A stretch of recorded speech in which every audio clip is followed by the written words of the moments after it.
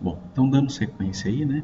Então a gente tem que o número atômico, ele é o número de prótons, tá certo? O número atômico é o número de prótons. O número de nêutrons normalmente é dado pela letra N, tá certo? E o número de massa corresponde a o número de prótons mais o número de nêutrons, tá certo? Bom, em unidades atômicas, a gente tem que um próton, qual que é a massa de um próton? É 1 UA, unidades atômicas, tá certo? A massa de um nêutron. Então, a massa de um nêutron é 1 UA.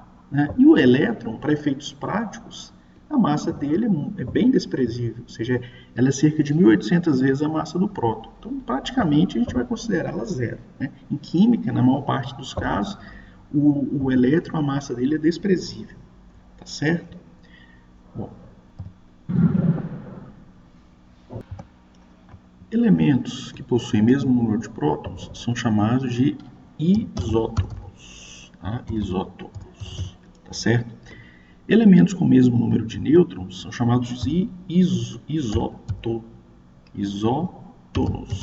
tá certo? Isótonos. E elementos com o mesmo número de massa são chamados de isóbaros, tá certo? Bom, isótonos, isótopos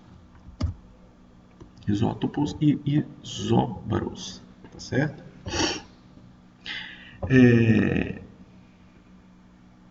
Basicamente, o que vai nos importar bastante aqui é a respeito dos isótopos, tá certo?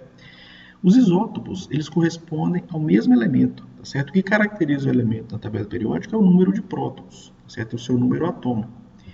Então, vamos pensar num caso aí particular, no caso do carbono. Então, por que o carbono é um caso particular, né? Um caso interessante? Porque o A corresponde a 1/12 do carbono 12. O que é 1/12 do carbono 12? O carbono 12 é um carbono que tem número atômico igual a 12, ou seja, o número de prótons é igual a 12, e o número de massa dele é 12, ou seja, ele não tem nêutrons, tá certo? Então, 1/12 do carbono 12, se o carbono tem 12 prótons, 12 dividido por 12 é igual a 1. Ou seja, é o que a gente definiu. Um próton, ele corresponde à massa de uma unidade atômica. Tá? Então, está dentro do que a gente definiu. Tá? Então, unidade atômica é definido como 1/12 do carbono 12, tá certo? Ocorre que na natureza a gente tem o carbono 13, né, que tem número de massa 13, e o carbono 14, né, que tem, no caso, 2 nêutrons, tá certo? Bom, a massa atômica do carbono, que a gente encontra na natureza, né, a gente encontra os 3 isótopos, basicamente. Né? Então, a massa atômica do carbono é uma média ponderal, né, das proporções isotópicas encontradas na natureza. Então, o carbono, por exemplo, o carbono 12, ele é encontrado, de todo o carbono que eu encontro na natureza, 98,9% é carbono 12.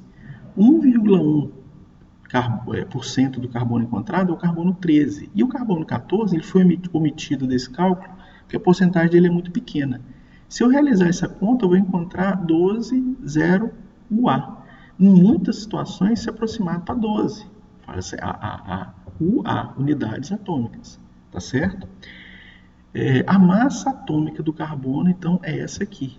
Tá? Então, uma média ponderal, tá? Ponderal, então vocês estão vendo que está ponderado pela porcentagem do carbono encontrado na natureza, que é uma mistura de carbono 12, 13 e 14. E o 14, como eu falei, foi omitido do cálculo, só para simplificar o cálculo, deveria conter o carbono 14 aqui. O que acontece? Na química é muito comum a gente definir uma massa molar. O que é massa molar? Né? É diferente da massa atômica. A massa atômica é dada em UA, unidades atômicas. A massa molar é dada em gramas e corresponde a 6,02 vezes 10 a 23, né? Átomos, no caso, né? Átomos Então, a massa de 6,02 vezes 10 a 23 átomos vai corresponder à minha massa molar, né? Daquele átomo, né? Ou de uma molécula, como a gente vai ver, enfim, né? Isso está ligado a esse número que é muito grande, né? 10 a 23, ou seja, são muitos átomos, tá certo? Então, isso significa que, se eu tiver 6,02 vezes 10 a 23 átomos de carbono, né, que eu encontro na natureza, eu vou ter uma massa. E essa massa corresponde a 12,011 gramas, que é exatamente, se vocês forem olhar aí anteriormente, o que a gente obteve em unidades atômicas, né? Em unidades atômicas, certo?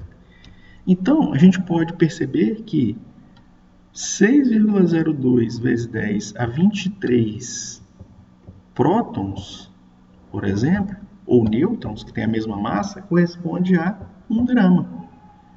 Tá certo? Isso é uma relação que a gente pode obter aí também diretamente. Então, para eu ter 1 grama, eu tenho que juntar 6,02 vezes 10 a 23 prótons. Tá certo? Então, na tabela periódica, a gente encontra a massa atômica em unidades atômicas. Se a gente quiser transformar isso para massa molar, é simplesmente a gente trocar a unidade atômica por grama, né? Porque aí eu já vou estar contabilizando que aquela massa atômica lá, 6,02 vezes 10 a 23 mols, né, vai corresponder, vai ter a conversão entre unidades atômicas em gramas, tá certo? Então eu vou ver lá, ó, por exemplo, a massa atômica do sódio. Eu vou procurar lá na tabela periódica, o sódio ele tem número atômico 11. A massa atômica do sódio, né, que eu obtenho lá, a massa atômica do sódio dá em torno de 22,98, né, UA, tá certo? UA, unidades atômicas. Eu estou colocando uma maiúscula, né, UA, unidades atômicas. Qual que é a massa molar do sódio?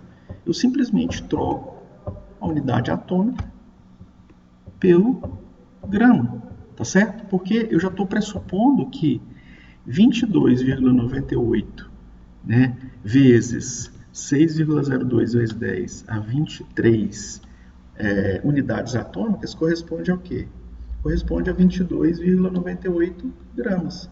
É que na maior parte dos casos também é feito um arredondamento aqui e é falado a massa molar do sódio é 23, por exemplo. É feita essa aproximação. Isso depende, né, do exercício outro que está sendo fornecido. Tá certo? Então, o que eu gostaria que ficasse é justamente a diferença entre massa atômica, que é dada em unidades atômicas, de massa molar, que é dado em gramas. Né? A massa atômica é a massa do átomo. Tá certo? A massa molar é a massa de 6,02 vezes 10 a 23 átomos, tá certo? Beleza?